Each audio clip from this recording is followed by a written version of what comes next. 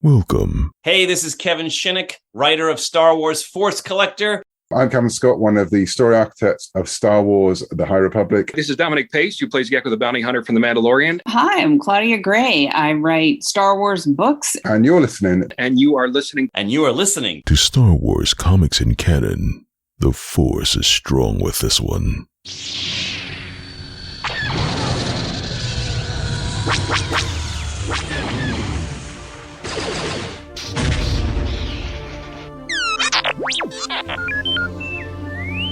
Hello there and welcome to Star Wars Comics in Canon, your guide to the wider Star Wars canon through the comic book lens. And to take you on this journey, I'm your host, Mike Burton.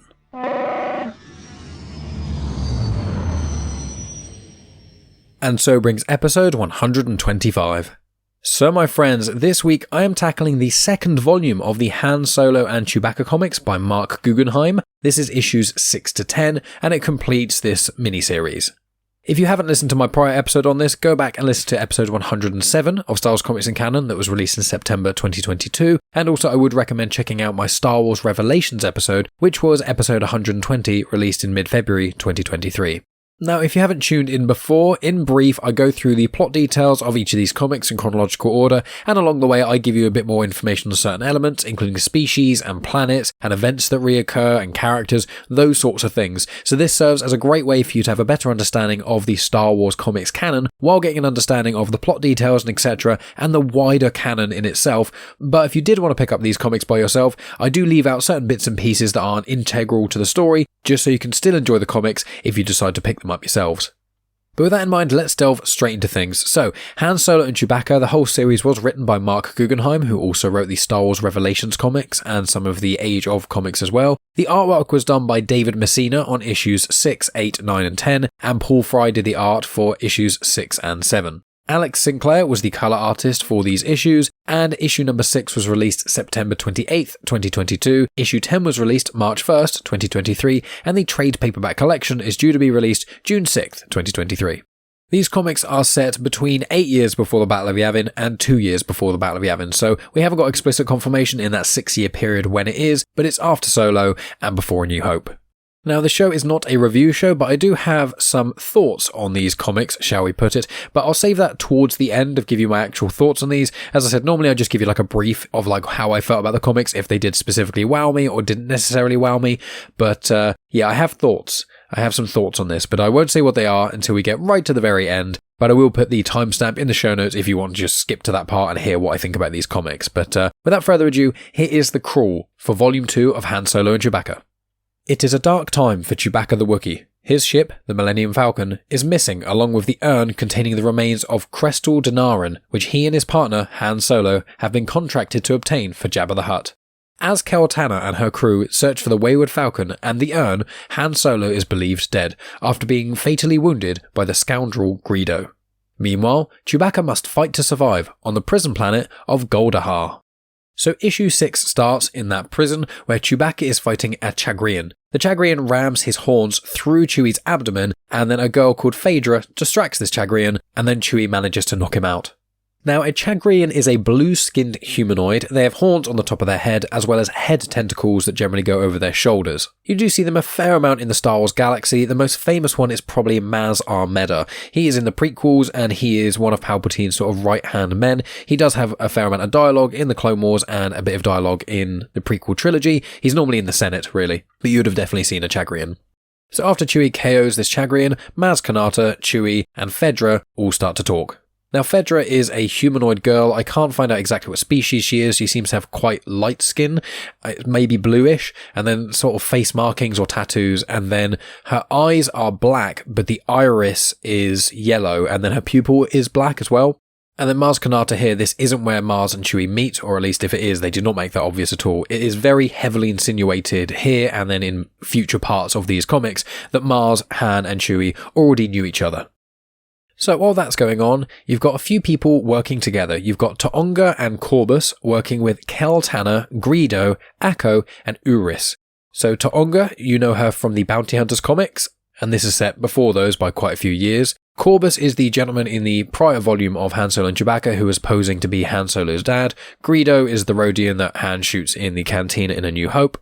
Cal Tanner seems to be a new character, so does Akko, and then Uris Bainar is actually a bounty hunter who is killed by Nakano Lash in the first volume of the Bounty Hunters comics. Uris species is a Thespasian, basically a serpent-bodied being with like a kind of humanoid top half, and they're often quite hairy and bearded. And there is a Jedi Master called Oppo Rancisis, who is in the High Republic a little bit, but you can see him as a Jedi Council member in the prequels, I think in Attack of the Clones and in The Phantom Menace, but I can't recall if he's in Revenge of the Sith, but he doesn't have any speaking lines, he's just kind of there with a big beard. But back to the story, you've got Taonga and Corbus are posing as Imperial officers at an impound facility. They are looking for the Millennium Falcon. So Kel and co then hide on their ship, leave it just floating in space nearby, and some Imperials then just take it and then impound it. And obviously it gets impounded right near the Millennium Falcon. Greedo then causes a scene and a distraction for some Imperial officers nearby that helps Taonga and Corbus use a nearby computer terminal and then find exactly where the Millennium Falcon is. They communicate to Kel and co, and then they all go and find it. So Kel and co are hiding in their ship because there's like smuggler compartments not dissimilar to the Millennium Falcon, and then once the imps have got off board and etc, they then get out, and then Taonga and Corbus and Greedo then head over to that shipyard. Back to the prison, a lot of prisoners are now trying to fight Chewbacca, maybe trying to kill him after he beat this large set Chagrian man. They seem to view him as maybe a trophy or just kind of prove their worth, but no one is winning against Chewbacca. While that's happening, Maz Kanata and Phaedra work out a plan to try and escape. Chewie then goes to a tribunal, and he's got 10 arrest warrants for him, as well as loads of Imperial warrants as well, including charges for murder and theft and all kinds of stuff, so he gets given a 25% life sentence, so for Wookiees, that is approximately 100 years. So back to Cal Tanner. She and Uris are working to try and release the Millennium Falcon because it is stuck down with a docking clamp. They do eventually manage to get it off, and then they get on board the ship and fly away in the Falcon. Akko is flying Kel Tanner's ship, and both of them fly away. There are some TIE fighters that are pursuing, but both ships separate and flee, and then meet at this rendezvous and seem to be completely fine. Although, they can't find the urn on their ship. This is the urn that kind of started off this whole chain of events, that Jabba the Hutt offered Han Solo and Chewbacca 1 million credits to get the urn that has the ashes of one of his biggest rivals in there. So back to the prison. Chewbacca seems to be healed from the horn stab wound through his abdomen from some Bacta, and then Maz tells him the plan to escape. He must, in air quotes, die. Elsewhere in the prison, you've got Ponda Baba and Cornelius Evazan, who are evading execution by killing some guards that came in to take them down. Now, you may not recognise the names, Cornelius Evazan and Ponda Baba, but you will have definitely seen them because they are in the iconic scene in A New Hope when Cornelius Evazan taps Luke when they're in the cantina and says, "He doesn't like you. I don't like you," and then they kind of start to push Luke around a little bit, and then Obi-Wan gets his lightsaber out and slices off Ponda Baba's arm. Ponda Baba is an Aqualish, whereas Cornelius Evazan is a human, but he's got quite a disfigured face. Now, they feature in the Dr. Aphra comics quite a lot, which I have tackled on this show, and Cornelius Evazan especially is sadistic. He's horrendous. He started off as like a plastic surgeon, and then he started experimenting on people when they went under and like disfiguring their face and bodies and things just for strange experiments. And then he's killed loads and loads of people, and yeah, he's not a great bloke. Now, interestingly, their names were actually put in the Legends book Tales from Mos Eisley Cantina in 1995. And originally, from A New Hope, the way he was referred to was Rufo, and I believe that Ponda Baba was called like Walrus Face or something along those lines. And what has actually happened is, what they did in Legends, and they've continued it in canon, is that Rufo is actually one of Cornelius Evazan's many alter egos and things, and he actually uses it in one of the Afro comics as well. Then the final panels of issue 6 shows that on an outer rim planet, it's called Escalan, but there doesn't seem to be any other information on it, and the alien species there are not dissimilar to Nautilans, which are like Kit Fisto's species, so they've got like tentacles and things, and green generally. They look a little bit like that, but they don't have the head tentacles. In actual fact, they look most like the being in A Shape of Water, the Guillermo del Toro film, and also Abe Sapien from the Hellboy comics as well as the movies, basically kind of like beings like that. They find Han Solo, who's been like drifted ashore in water. He's obviously got a hole in his chest and was found near death, but he gets treated, and then seemingly after a week, he starts to wake up. And he has somehow grown basically a full beard in a week, even though we've never really seen Han Solo with any stubble or any real facial hair to my recollection. But yeah, somehow in a week without shaving, with a hole in his chest, and being healed by some healing stuff, he seems to have grown basically a full beard, which I found to be quite odd. But that's the end of issue 6, so we move on to issue number 7. So we get a flashback to Han getting shot when Greedo shot him. He obviously collapses to the floor after being shot, and then Greedo wants to finish the job. He goes to, but then Kel Tanner stops him. She says, I'm not a murderer. The only reason you shot me is because there wasn't any other choice. So instead of doing anything, they decide to just dump him on this random world somewhere, which is the world Escalon that I mentioned from the previous issue. Then he is found by these aliens or these people. He gets healed, and then he's drinking at a bar and things. He gets told to get out, but no one speaks basic, it seems. So they just kind of point and yell at him. And then as he's leaving, there's a news report on, but the news report, instead of being in the language of the species of that planet, it's in basic. Even though it's unsure if the species can actually understand basic. I think it's somewhat insinuated. But on this newscast, for some reason, it's saying that there are 3 people condemned on the prison of Gulhadar, which is a human, an Aqualish, and a Wookiee. And it shows the pictures, and obviously the Wookiee is Chewbacca. So Han Solo sees that, and then knows that's where Chewbacca is.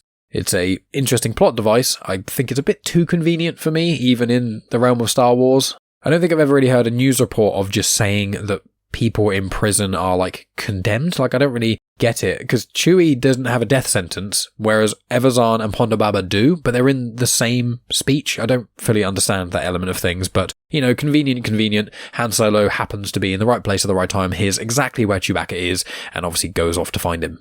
So back in the prison, Phaedra gives Chewie some pills that she made from cleaning chemicals and things, and he's meant to take them, and then he'll seem like he's dead, and then he'll wake up a little bit later, which is all part of the plan. So that happens, he takes the pills, he collapses to the floor, and then one of the guards pronounces him dead. And now it's time for Maz's part of the plan.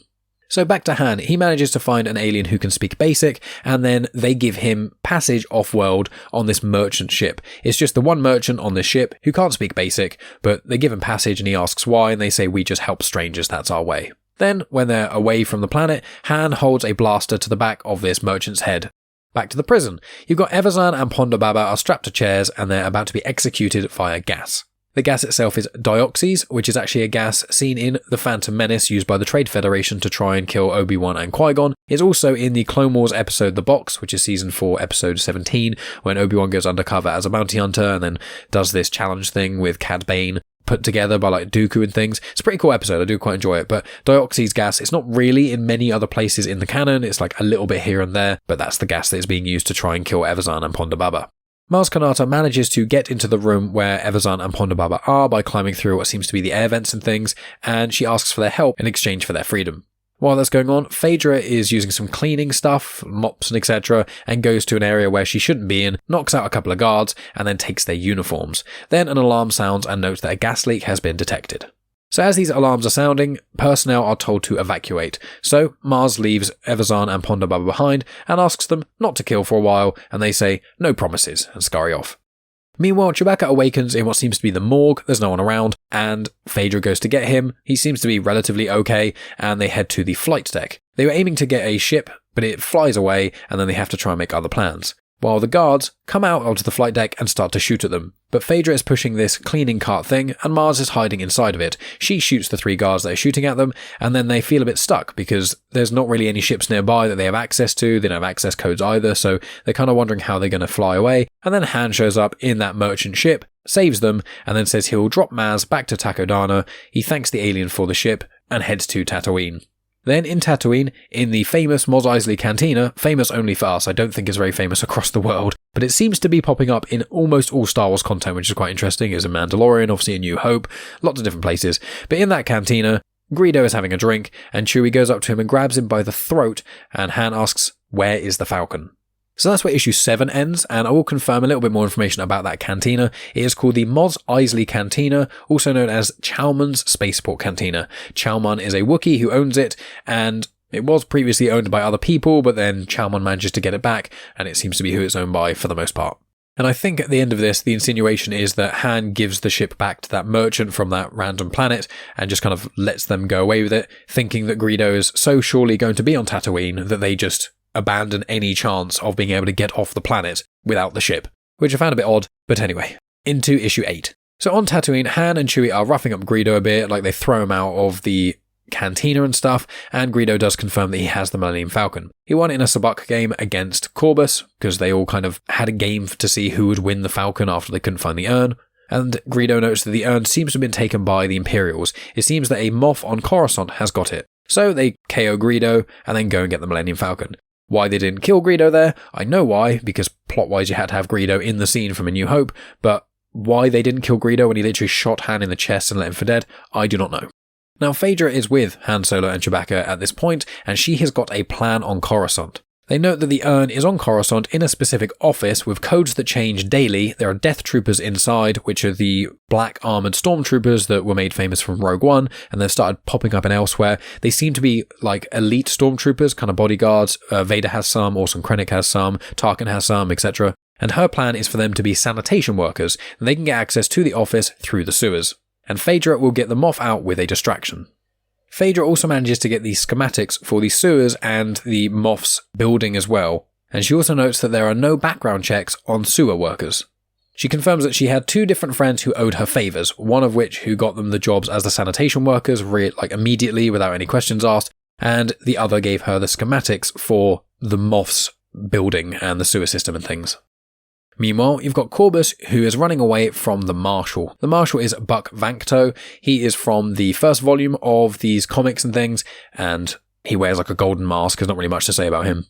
Corbus manages to bargain for his own arrest for Han Solo's location. So, back to Han and Chewie. So they're in the sewers, and Phaedra is posing as a protocol droid. She seems to have got one randomly before going into the office, hollows it out, and then wears the outer shell casing as like a suit thing. So she's like inside a protocol droid. So from the outside, it doesn't look like a human in a protocol droid suit. It looks like a protocol droid. And she poses as if she's a droid with a message from the Emperor. Now, the Moff in question is Grand Moff Tarkin. So Phaedra, posing as this protocol droid, talks to Tarkin and says that Palpatine sent a message via her, as in this droid, saying that he believes that Maz Kanata is planning to kill him. Tarkin is a little bit suspicious of this, but does go along with it and then goes to the Emperor's throne room to talk to him about it personally. He also takes a couple of Death Troopers with him, but there's still a fair few in the room. So Han and Chewie come out, assumedly through the toilet, and they shoot all the Death Troopers immediately, and then alarms start to sound. Han goes to get the urn from one of the back rooms in the office, and this is actually one of the first times we actually get to see Tarkin's office. His first name is Will Huff as well. Nice bit of trivia there. But it's quite cool seeing it. There's like a big skull, like an animal skull in like a tube thing. There seems to be Sith Wayseekers, or maybe normal Wayseekers, like on a shelf somewhere. There's a couple of other interesting things, but nothing else to note that I specifically recognised. So Han gets this urn, he comes out and there's some stormtroopers at the door, so Phaedra shoots the window and tells them to jump. They do so and they land on a train that's going past. A stormtrooper fires at them, hits Chewie in the shoulder, and he falls off the train and just starts to fall, and that's where the comic ends. So move on to the penultimate comic, issue number 9. So Chewie is falling, but he manages to kind of bounce off / grab onto a passing 2-person speeder car. There's an Imperial officer inside there, which he just pushes out, and then he gets in and then flies up and lands on the train again. The train turns a hard corner, and Han drops the urn. It opens up, and there's no ashes in there, but there's some sort of sphere instead. They manage to get off the train and get back to the Millennium Falcon without any further hassle, and have a discussion on what to do with this thing. Phaedra and Chewie don't want to give it up to Jabba because they feel like it could be something really bad, considering Jabba was willing to pay 1,000,000 credits for it. Han is apprehensive. Obviously he wants to have the 1,000,000 credits, or the cut of 1,000,000 credits that they would each get, but as we know, Han does actually have a conscience, even though he likes to pretend he doesn't, so he decides, when we figure out what this thing is, and he knows someone who could help. So they go to Nar Shaddaa, also known as the Smuggler's Moon, and as they land the Falcon, a Gran spots them, and then tells Kel Tana where Han is. Now, Gran species is basically a 3-eyed goat humanoid. You see them in the prequels. They were first in Return of the Jedi, and one of the most notable ones is there's a couple of senators that you see in the Clone Wars, as well as, I think, Attack of the Clones and maybe Revenge of the Sith. But also there is a pod racer called Mar Honik in The Phantom Menace. When Kel Tana knows where Han Solo is, she tells Corbus, and then Corbus tells Buck Vancto. I can't tell if they're working with Buck Vancto now, or if Corbus has hacked Kel Tana's comms. I think she is telling Corbus, but I think because Corbus is in custody with Buck Vancto, that Buck Vancto just knows by proxy, I think. So Han notes that the person who knows something about the sphere is Sava Korin Pers, and they go and speak to her about the sphere. Now, Korin Pers is a female Ugnaught, but Sava means kind of professor in the Star Wars realm, and Korin Pers, we actually saw her in the Lando comics written by Charles Soule, which I tackled in episode 18 of Star Wars Comics in Canon. Now, the Lando comics are set after these events, so go check that out if you want to find out what else happens to Korin Pers outside of this little appearance in this comic. But female Ugnaught, very intelligent, knows a lot about artifacts and old stuff, and has a cybernetic eye, and she can speak full basic. So while that's going on, Buck, Vancto, and Corbus get to Nar Shaddaa. They find the Millennium Falcon, and Corbus decides to wait on the Millennium Falcon, and Buck Vancto gives him a blaster, but says, don't run. If you do, I'll just find you and kill you. And then Buck Vancto goes off to try and find Han somewhere in Nar Shaddaa. While that's happening, Kel, Tanner, and co are also looking for Han on Nar Shaddaa, and then Kel notes that they're probably at Korin Pers' place, because that's the first person who springs to mind when looking at old artifacts and things. Again, I'm not fully sure how Kel knows that Han Solo's got this sphere thing and what he's actually looking for and why or anything like that. I don't really understand how she knows that, and I still am not fully sure if Kel Tanner was working with Corbus and Buck Vancto or knows that they were there, but they're all on the planet. Well, technically it's a moon, so they're all on the moon of Nar Shaddaa. So Korin Pers is speaking to Han, Chewie, and Phaedra, and notes that the orb sphere thing they have is a neural core, which is nearly 200 years old, and it was owned by Ajax Sigma, so it's basically the droid's brain. Now, Ajax Sigma, as I said earlier, you should check out the Star Wars Revelations comic, because it's just a one-shot, and it tells you basically all this information as well as some other cool stuff in itself, but I tackled that episode 120 of Star Wars Comics and Canon, but Ajax Sigma is going to be the next big bad in the next crossover event for these comics of this era before Return of the Jedi. And Ajax Sigma is this droid who was not constrained by their own programming, and they wanted other droids to be free. There was a big war that went on Klingson's moon. Thousands of people were killed. In fact, I think the whole population was destroyed. And Ajax Sigma killed personally thousands of people, and they are even a more capable fighter than any assassin droid. There's a nice little panel where Han thinks of L337 when Korin first mentions there's a droid who wanted other droids to be free, so that's a nice little nod. I think L337 is such a cool character and is quite underused. Before Korin Pers can explain anything further about Ajax Sigma, there's some shots that get fired, and it shows that Kel, Tanner, and co enter and just start firing. Han grabs the core from Korin and then runs away, as do Chewie and Phaedra. Korin Pers seems to be unharmed in this encounter. So they run through a back door and things, and then Buck Vancto is there. And Chewie decides to fight him because I think Buck Vancto shot Chewie a few issues ago in Volume 1, and so Han and Phaedra prepare to leave while Chewie is dealing with the Marshal, because Han notes that Chewie can handle himself. So Han and Phaedra get to the Millennium Falcon, and Corbus is there on the Millennium Falcon, pointing a blaster at them and says he wants to know what was in the urn. So that's where issue number 9 ends, so you move on to the final issue, issue number 10. So we get a flash forward, and Jabba is given the urn with ashes inside by Greedo. And Jabba looks somewhat concerned, but Greedo's well, it's got the ashes in like you wanted. And Jabba gives Greedo, I think, 80,000 credits, noting that the million credits he was never going to pay Han anyway. And then Greedo seems to accept that and leaves. And then it says earlier, so it's a flashback, but technically it's continuing the story which we've been following for the last 9 issues. So on the Millennium Falcon, Han somehow now has Corbus in a headlock, after the last thing we saw was Corbus aiming a blaster at both Han and Phaedra, and somehow he's just managed to not shoot Han or Phaedra or do anything really, and Han's got him in a headlock. Don't know how, but that's how this comic's kind of starting. Millennium Falcon gets shot at by Akko in Kel Tanner's ship, so things start to rock, and while they're trying to fight each other and things keep moving about and they're stumbling and whatnot. So Han tells Phaedra to go and fly the ship. Han is then shot by Corbus's training orb that's with him. So the training orb, as I call it, is actually a Marksman H training remote. So you'd have seen that in A New Hope. It's when Obi-Wan is somewhat training Luke on the Millennium Falcon and says to use the Force, use the lightsaber, and Luke closes his eyes or wears the helmet visor down and is trying to block against this orb that's shooting little stun bolts at Luke, and Luke is trying to deflect them with the Force. I think it's insinuating that orb is the same orb from A New Hope, and then we see it again in The Force Awakens, but again, there's no explicit confirmation of that.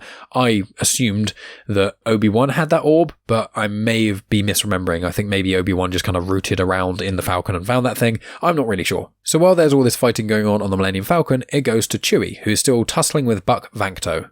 Kel and co are also there as well, and then they decide to try and shoot both Buck Vancto and also Chewie. Chewie manages to grab Taonga and throws Taonga into Buck. Again, I don't know how Chewie didn't get shot, and I think that vaguely answers that Kel Tanner wasn't working with Buck Vancto, but I don't know if Kel and co knew that Buck Vancto was there. I'm not overly sure. Back on the Falcon, Han and Corbus are still tussling, and apologies I swapped between Han and Han, but the Millennium Falcon is still being shot even though it is now flying away, and Phaedra comments that she's not really flown many ships before and she hasn't got any experience flying one in a dogfight. Buck manages to grab Taonga, hold her by the neck, and then has a gun to her head. So, Kel Tanner and co drop their weapons, and then Buck takes them onto his ship while Chewie is kind of slinks off somewhere. And then once Buck and stuff get onto Buck's ship, Chewie then sneaks up behind them and puts a gun to the back of Buck Vancto's head. Back on the Millennium Falcon, Han manages to knock out Corbus, and then the orb seems like it's going to shoot him, and then Han just says to the orb, "Don't shoot me or I'll scrap you." And then the orb just doesn't shoot him, and then that's the end of that altercation. So Han then takes over the controls from Phaedra, but the Millennium Falcon is damaged, so it needs to crash land on some other planet. Or I think it might be another planet, it's not overly clear. It might still be on Nar Shaddaa, but it's now seemingly a different biome, it's like in a forest somewhere, and so the Falcon crash lands. Buck Vancto tracks the Millennium Falcon's trajectory, so Chewie is there and says to follow it. Han and Phaedra are okay in the Millennium Falcon, they're a little bit shaken up, but then they spot that Corbus is running away. So Han goes after Corbus, and Corbus is like mocking Han, saying that he trusted him too much, and he says that Han just let Corbus into his life when he just thought he was his dad and stuff, and is gloating and things, and Corbus is holding the neural core of Ajax Sigma.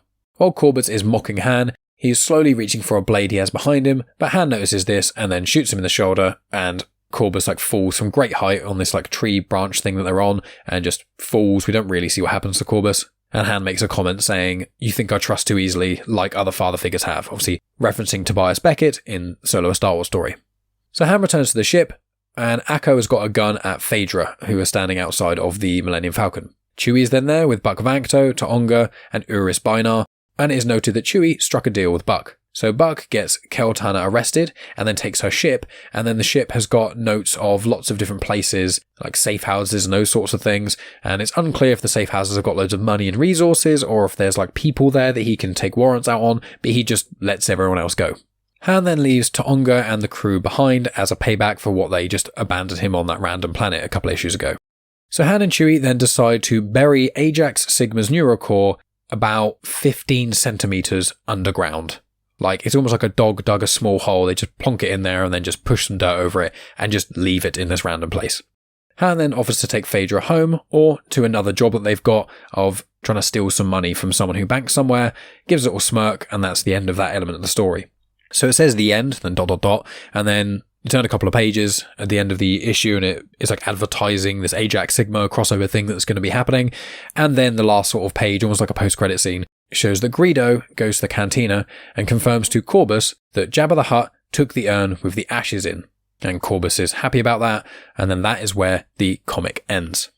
So that is the end of the comic, friends. Just before I give you my full thoughts on this matter, you may have been able to tell by my tone in this episode that I wasn't overly impressed by this comic, but the Ajax Sigma stuff, so there's the Dark Droids crossover that's coming out, so obviously there's War of the Bounty Hunters, which I've done all of, there's Crimson Reign that I've done all of, there's Hidden Empire, which I have done most of. I think I've done 3 of the Hidden Empire crossovers, so I've still got 4 and 5 to go. I did finish reading it a couple weeks back. It's pretty good. It's a pretty good ending.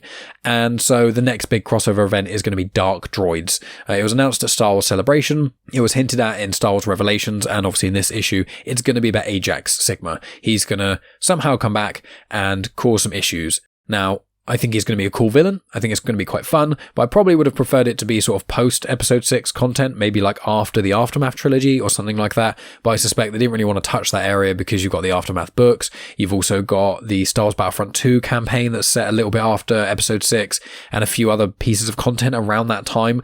So I suspect this is the only place they could really kind of put this story in, I suppose, but it does kind of lend itself for my criticism of these crossovers, which I think they're fine to read, but they're cramming a lot of stuff into the year between Empire Strikes Back and Return of the Jedi, whereas between A New Hope and Empire Strikes Back, there was quite a lot, but that's 3 years, so when they crammed quite a bit into there, it kind of, to a degree, made sense.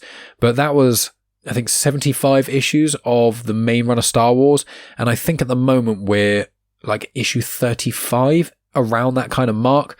So in my mind, it's been almost a year and a half if we take comics in that sort of deadline chronological sense, which I suppose they're not, because sometimes 5 comics and it only occurs in a day. So, maybe that's just me, but I just feel like they're cramming quite a lot in. And as much as I enjoy some of the crossover episodes, I do find that it does kind of weaken the individual issues a lot. I really like the Aphra stuff. I think it's really, really interesting, and all that's going on with it at the moment with the Spark Eternal and that sort of stuff.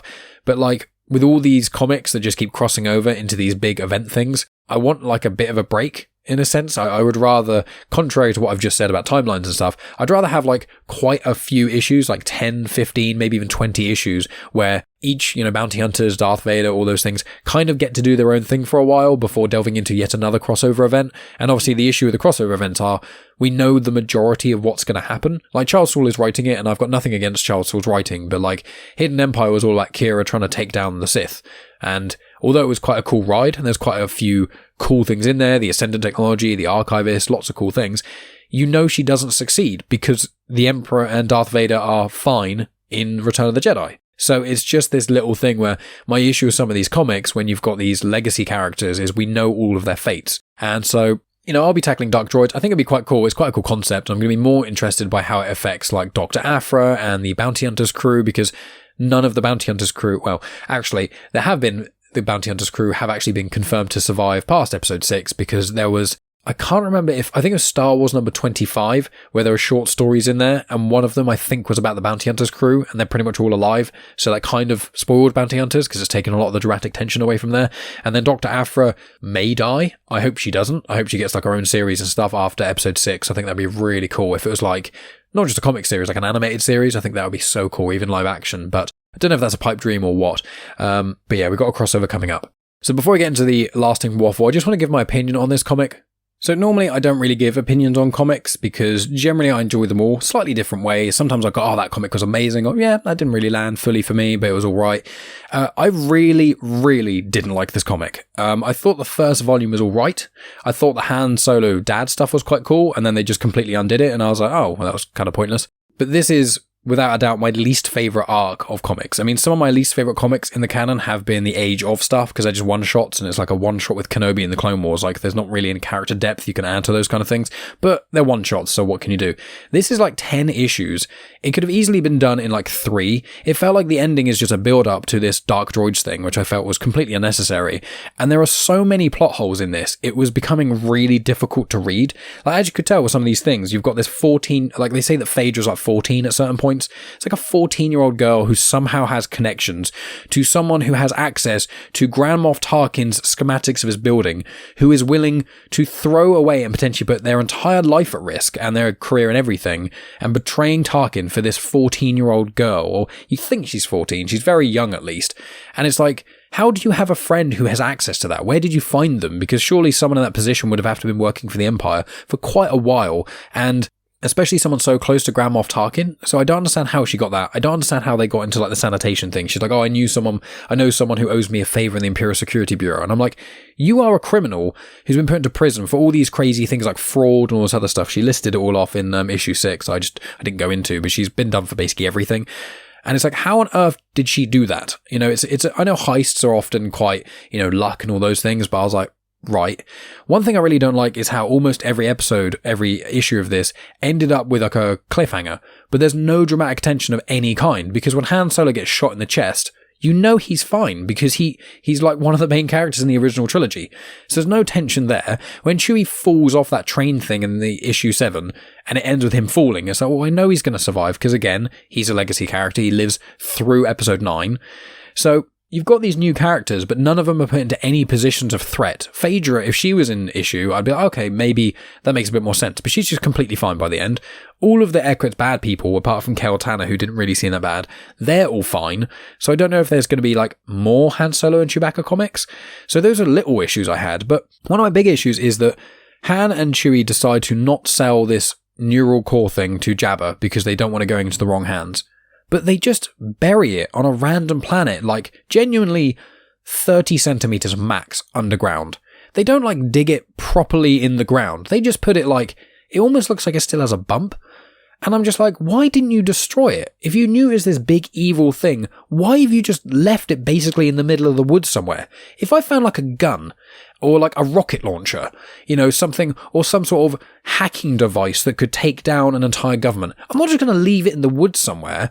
I'm either going to hand it into someone or, with Han Solo's position, more likely destroy it. They have the Millennium Falcon. What I don't get, and this is a very quick, easy fix I thought of when I finished this issue, why didn't they try shooting at it, and then maybe it was made of Beskar or something crazy, some sort of metal that was resistant to damage, and they're like, oh, we can't destroy it, maybe we'll throw it into the sun, and then the Empire is like chasing them or something, and they just don't have time to throw it into a sun somewhere, and so they just kind of have to throw it in space, eject it in space, and then it slowly just floats in space for ages, and then it gets into the hands of whoever it gets their hands on it in the Dark Droid stuff.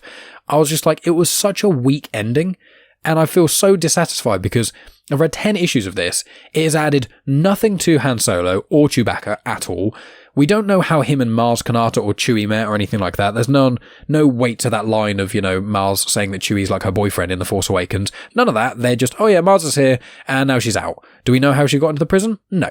Do we know anything else about that? No, she's just out and free. Who's Phaedra? You don't know. What species is she? You don't know. She's seemingly doing more stuff with Han and Chewie, so I guess we're going to get more from her in the future.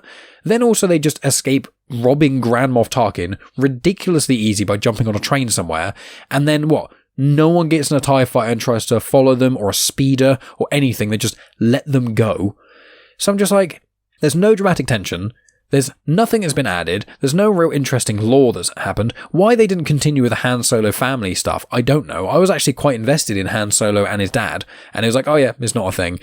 And then Han Solo getting shot in the chest, point blank by a blaster, with a smoking hole in his chest, and then they decide to not eject his body into space, not to actually just kill him and finish the job, but to take the time to fly to this random, basically uncharted world, which would have taken minimum 10 minutes, probably a few hours, with just Han Solo dying on the floor, and they just dump him in some water somewhere. He miraculously heals, basically so he is perfectly okay and has no sign of any injury, while just, a week of healing? Even if he was in Bacta, which he wasn't, even if it was like this magic healing stuff, he's just completely unscathed. He'd been shot in the chest by a blaster, which would probably liquidize some of his organs, considering people get shot around the stomach and chest region and die immediately.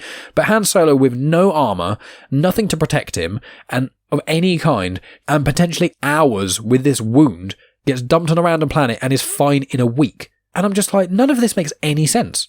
It doesn't seem like any of this has actually been thought out at all. I don't know if it was rushed, or they need to stretch loads of stuff out. Buck Vancto, his entire thing has been trying to get Han Solo, and then at the end he's like, oh yeah, well, I've got Kel-Tana, I've got her, and I'll arrest her, and then everyone else is just going to be let off free, even though he mentions earlier on in one of the comics that the other members of the crew have almost certainly got warrants out on them if he checked, but he doesn't mention checking for them, and he just flies off with this ship, and it's like, but I didn't think he was money driven, because earlier on, I'm pretty certain in Volume 1, there was a point where someone tries to bribe him and he says no. So I'm like, so Buck Vancto as this villain marshal person who is vaguely interesting at times is completely boring and the arc makes no sense to any elements of the character. Nothing is added to Han Solo, nothing is added to Chewbacca or Maz Kanata. The prison scene felt completely redundant and pointless. And then the whole build up to this Ajax Sigma stuff, you literally get told all the information that Korin Pers tells Han Solo in the Star Wars Revelations comic.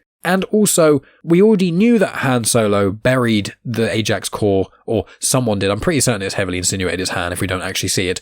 That we already knew that Ajax Sigma's memory core thing was in this random place. So they released Star Wars Revelations like several months before the finale of this come out, which spoils this ending. But the ending doesn't make any sense anyway, because why did Han and Chewie not try and destroy the thing?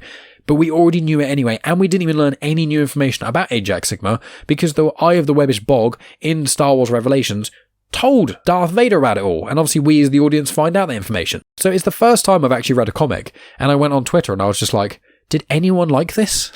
Like, I don't understand. And loads of people went, yeah, we tried reading it and just kind of gave up around issue 6 or 7, and I'm like, this is the first canon comic that I'm genuinely like, I don't regret picking it up, but I wouldn't have picked this up anyway if I wasn't doing the podcast.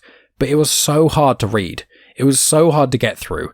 And just every issue, things just don't make any sense. Like I mentioned earlier, Han and they had that merchant guy from that random planet and stuff, and they just got him to drop them off at Tatooine, somehow knowing that Greedo would be in this one bar specifically, and that he definitely would know where the Falcon is, or have the Falcon on him, with no way to get off the planet if they were wrong. I don't understand. It just feels like none of this was thought out. And it's just quite frustrating because I'm obviously not quite a Star Wars apologist, but I, defend Star Wars quite a lot and I love the Star Wars comics. But I feel like if any of the really toxic Legends fans who always, say how much they hate the Disney canon, blah, blah, blah, I feel like if they read this would validate a lot of their opinions on the Disney canon because this is just not well written. And I'm sorry to Marc Guggenheim. I know he does a lot of TV work and he's written a few other things that are quite good, but I thought this was really poorly written. It just doesn't make any sense. And there's just so many plot holes after I've read these twice, once just to read it for my own and then once to make these notes and stuff on it. And I'm just like, the more it goes on, I'm like, it feels so not thought out and it's just so frustrating. So sorry for being a bit negative, friends. I try and be as positive as I can with Star Wars, but in this scenario, I just don't know how I could have been. So this is the one comic I've said to people, don't pick this up. I always want to support the creators. Maybe you will pick this up and you really enjoy it, but I don't know. It's just one of those things. But yeah, friends. So what are we doing next week and stuff? I think next week will be my review of Battle Scars. I think I said I do, and I'll be releasing the episode a bit earlier because I'll release it on May the 4th, and obviously Jedi Survivor will have come out yesterday, and as of the time of this release, Jedi Survivor will have come out yesterday, so at the time of that's the book that's set between Fallen Order and Jedi Survivor. I did enjoy it, it was a cool book, so I'll be doing that and giving a general plot overview on that. Then the week after that, I'm going to delve into the High Republic comics, so I'll do the first volume of those for Phase 2, so that's going to be quite fun, and then I think the week after that, I will probably tackle either the first volume of the Yoda comics, or I will tackle the next batch of Hidden Empire. I'll probably do Hidden Empire, and then I'll do, Yoda or High Republic. I don't know. But it's going to be next week, Battle Scars book review. Week after that, High Republic. Then the week after that, probably Hidden Empire. And we'll kind of go from there. You can find me on social media at Genuine Chit-Chat on Instagram, Twitter, and on Facebook. Subscribe to the YouTube channel. It's got everything in playlists there. You can subscribe to my Patreon for only £1 a month. You get access to hours and hours of additional content. There's Star Wars Legends book reviews on there. Loads of other cool things too.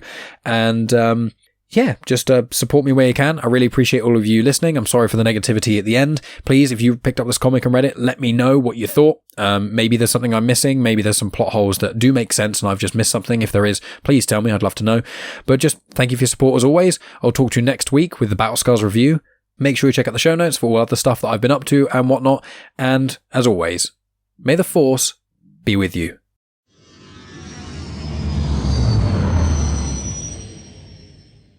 The intro for Star Wars Comics and Canon is arranged by myself, Mike Burton, and the backing music was made by Eric Matias of soundimage.org. You have just experienced host, creator, everything elser of Genuine Chit-Chat, and also the host and creator of Star Wars Comics and Canon, found on the Comics in Motion podcast, Mike Burton.